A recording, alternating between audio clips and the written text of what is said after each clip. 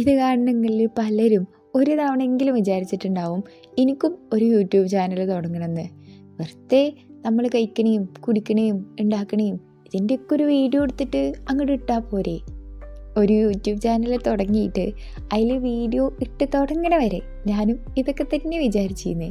പക്ഷേ ഇതിലിങ്ങനെ വീഡിയോ ഇട്ട് കഴിഞ്ഞപ്പോൾ മനസ്സിലായത് മനുഷ്യന്മാർക്ക് കാണാൻ പറ്റുന്ന രീതിയിൽ വീഡിയോ എടുത്ത് അത് എഡിറ്റ് ചെയ്ത് അത് അപ്ലോഡ് ചെയ്ത് ആളുകൾക്ക് കേട്ടിരിക്കാൻ ഇഷ്ടമുള്ള രീതിയിൽ സംസാരിച്ച് അതല്ലെങ്കിൽ അതിന് പറ്റിയിട്ടുള്ളൊരു പാട്ടൊക്കെ കണ്ടുപിടിച്ചിട്ട് ഒരു വീഡിയോ ഇങ്ങനെ ഇട്ടുക.